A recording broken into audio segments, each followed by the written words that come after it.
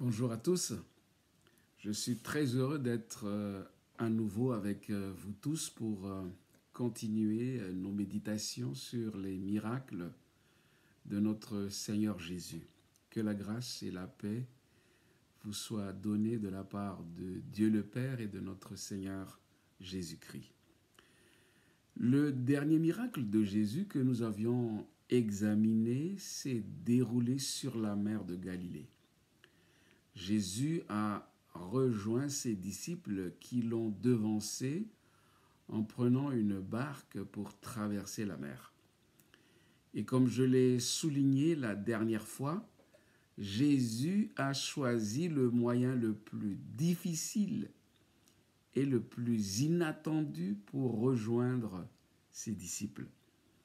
Au lieu de les rejoindre en prenant par exemple une autre barque, ou les rejoindre à la nage, il a choisi de marcher sur les eaux.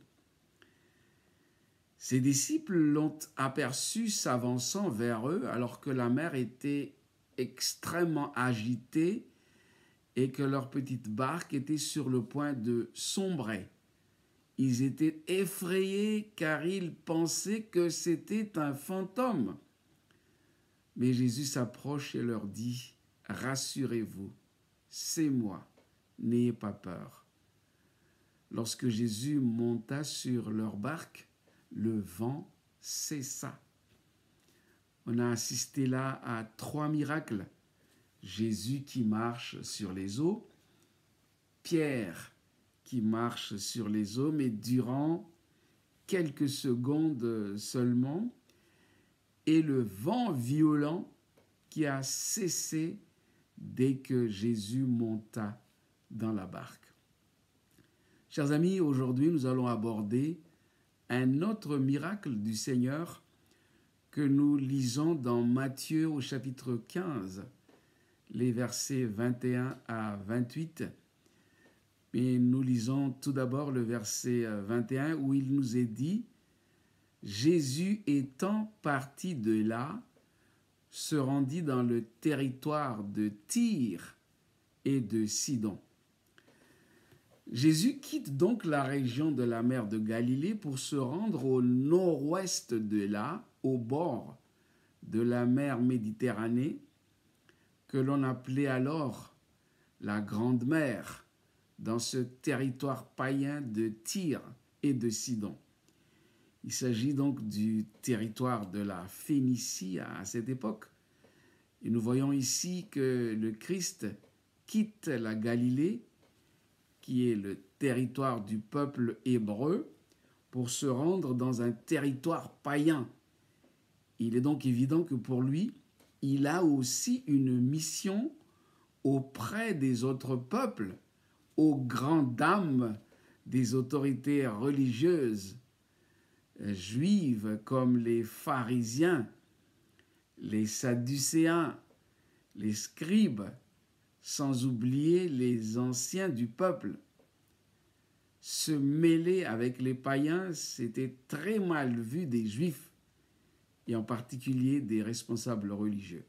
Quand nous examinons le ministère du Christ, il s'agit là, en fait, chers amis, de la fin de sa mission en Galilée et le début de la dernière ligne droite de sa mission avant sa crucifixion à Jérusalem. La suite de l'histoire nous raconte au verset 22 « Et voici, une femme cananéenne qui venait de ces contrées lui cria « Aie pitié de moi, Seigneur, fils de David, ma fille est cruellement tourmentée par le démon. » Il n'y a aucun doute, cette femme a entendu parler des miracles de Jésus et en particulier celui de chasser les démons. Alors, sans hésitation, lorsqu'elle a appris que Jésus est arrivé dans ce territoire, elle s'est approchée du petit groupe de Jésus et de ses disciples. Puis le texte nous dit qu'elle a crié. Ce cri manifeste clairement son désir profond de voir Jésus accomplir un miracle en faveur de sa fille. c'est un cri de désespoir, car selon elle, sa fille est cruellement tourmentée par le démon. De voir son enfant tourmenté chaque jour par des esprits démoniaques, cela a dû être une expérience traumatisante pour cette pauvre mère de famille. Et même si c'était une femme païenne, dans son cri, elle identifie Jésus comme étant Seigneur, fils de David. D'où est-ce qu'elle a appris cela?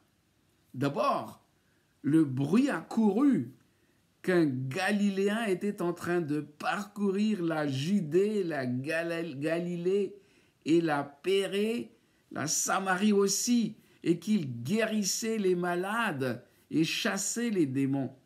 Mais elle a aussi entendu qu'il n'est autre que le Messie, descendant de David, qui est venu sauver son peuple de ses péchés.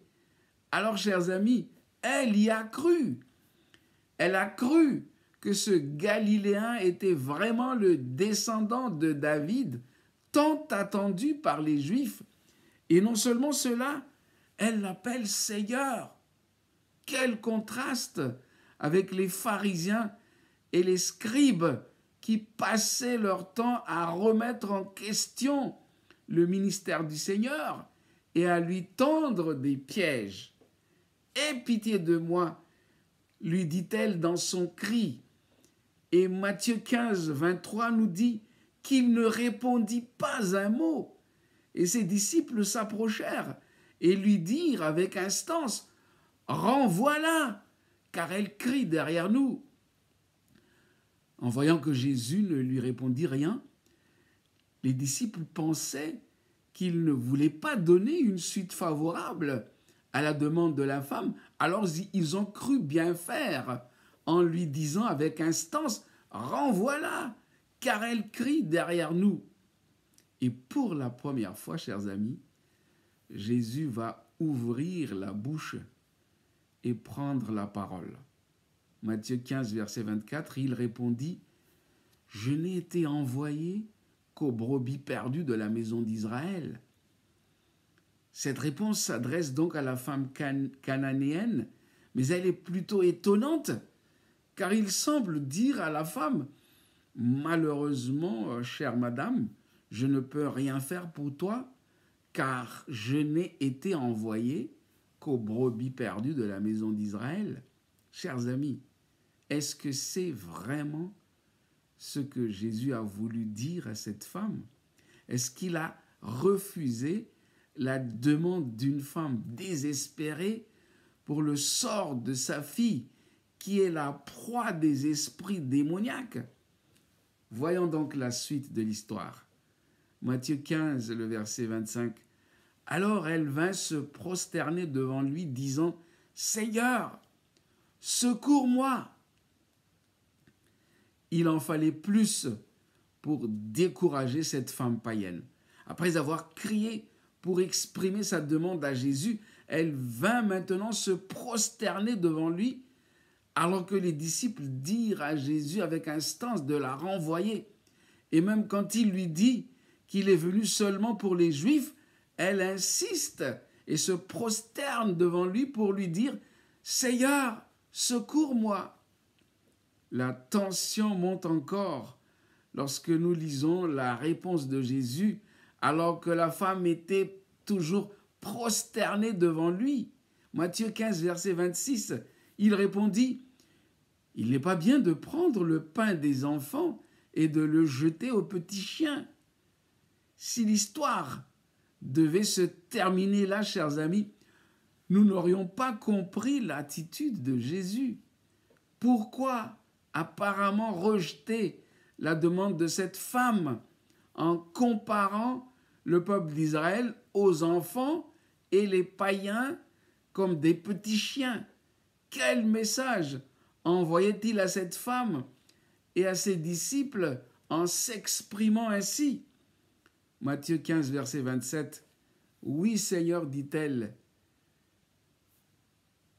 Le suspense a trop duré. Voyons la suite de l'histoire pour voir la réaction de la femme. Matthieu 15, verset 27. « Oui, Seigneur, dit-elle, mais les petits chiens mangent les miettes qui tombent de la table de leur maître. » Sans doute, toujours prosternée devant Jésus, elle n'était pas découragée après cette remarque de Jésus qui la compare aux petits chiens. Et elle lui dit, « Oui, Seigneur, je sais que tu es venu auprès du peuple juif, premièrement, mais j'ai la conviction que ton ministère aura un impact sur le peuple païen auquel j'appartiens. Et aujourd'hui, j'ai confiance que le petit chien que je suis va manger des miettes qui tombent de la table. Oui, Seigneur, je crois que tu es aussi venu pour secourir et délivrer tous ceux qui sont sous l'empire du diable. » Matthieu 15, verset 28. Alors Jésus lui dit, « Femme, ta foi est grande, qu'il te soit fait comme tu le veux. » Et à l'heure même, sa fille fut guérie. Chers amis, nous aurons compris que Jésus a voulu mettre à l'épreuve la foi de cette femme.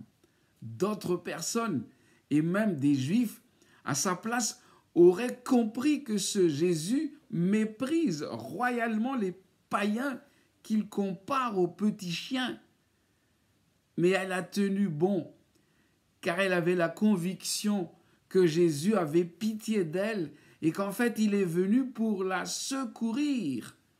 Notons au passage, chers amis, l'importance du verbe « envoyer » du verset 24. « Je n'ai été envoyé qu'aux brebis perdues de la maison d'Israël. » Maintenant, je vous invite à lire ce qui est écrit dans Luc 4, les versets 17 à 19, où Jésus était dans la synagogue de Nazareth.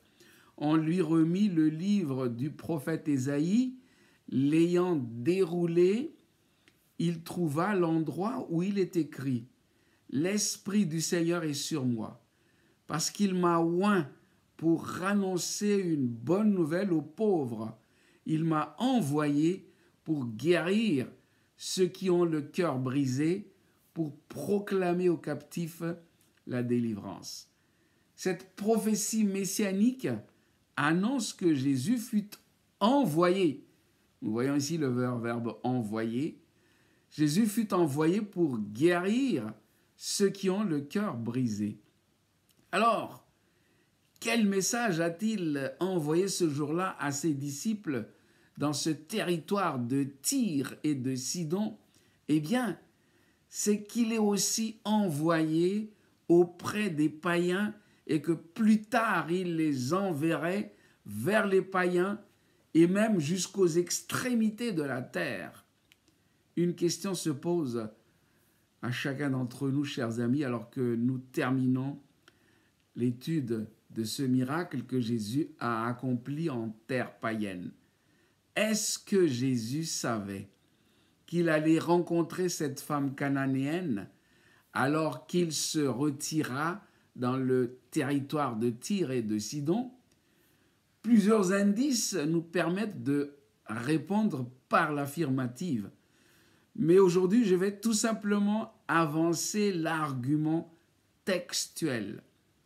En voyant de près Matthieu 25, les versets 21 et 22, nous lisons ceci. « Jésus étant parti de là, se retira dans le territoire de Tyr et de Sidon. Point. Et voici. » Je ne vais pas lire la suite de l'histoire, mais voyez ce lien, cette liaison entre versets 21 et 22. Jésus étant parti de là, se retira dans le territoire de Tyr et de Sidon. Et voici. Tout se passe, chers amis, comme si tout est programmé d'avance. Il quitte un endroit et l'esprit qui est sur lui le dirige vers cet autre endroit. Et voici une femme cananéenne qui venait de ces contrées-là lui cria « Aie pitié de moi, Seigneur, fils de David, Ma fille est cruellement tourmentée par le démon. À l'instant T, Jésus rencontre cette personne qui l'attendait. Et pour ne pas rater ce moment T si important, cette femme lui cria, comme pour dire, oui, je suis là, j'attends ce moment, je ne vais pas te lâcher aujourd'hui, je veux que tu secours ma fille qui est tourmentée par le démon. Réponse de Jésus à la fin de l'histoire, Matthieu 15 au verset 28, alors Jésus lui dit, femme, ta foi est grande, qu'il te soit fait comme tu veux. Et à l'heure même, à cet instant même, sa fille fut guérie.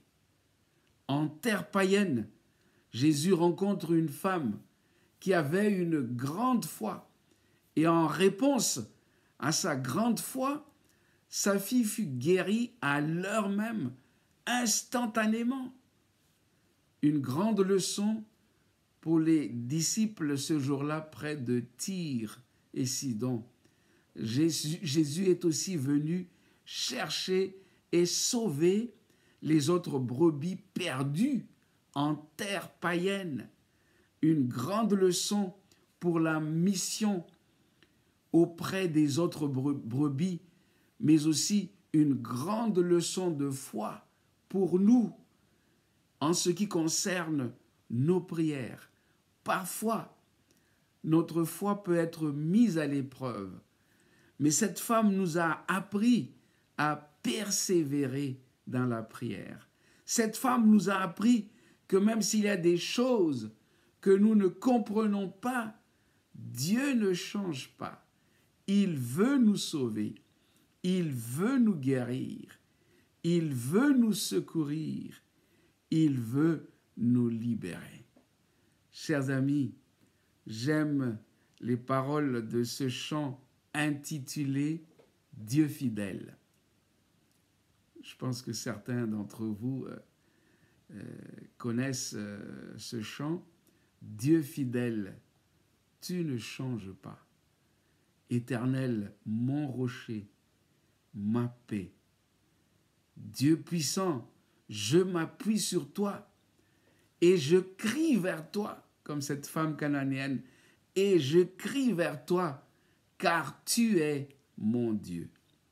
Oui, je crie vers toi, j'ai besoin de toi. » Je suis persuadé que, comme cette femme, vous aurez aussi compris que Jésus est fidèle à sa mission. Vous aurez compris que Dieu est fidèle et qu'il ne change pas. Jésus-Christ est le même hier, aujourd'hui et éternellement. Et il est venu nous secourir, il est venu nous libérer. Prions ensemble. Seigneur notre Dieu, notre Père, nous voulons te remercier pour ce miracle de la guérison de la fille de la femme cananéenne dans ce territoire de Tyr et de Sidon.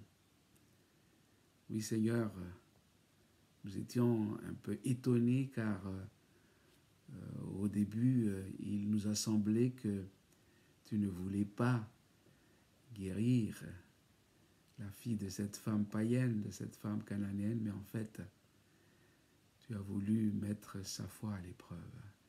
Et cette femme, même si elle était païenne, lorsqu'elle a entendu parler du Seigneur Jésus, elle y a cru et elle a dit, « Seigneur, fils de David ». En d'autres mots, cette femme était en train de dire à Jésus, « Seigneur Dieu, toi qui es le descendant de David, toi qui es le Messie, secours-moi, ma femme est tourmentée par le démon. » Une femme païenne extraordinaire qui avait une foi simple, mais que Jésus a qualifiée plus tard d'une grande foi. Elle a cru en Jésus.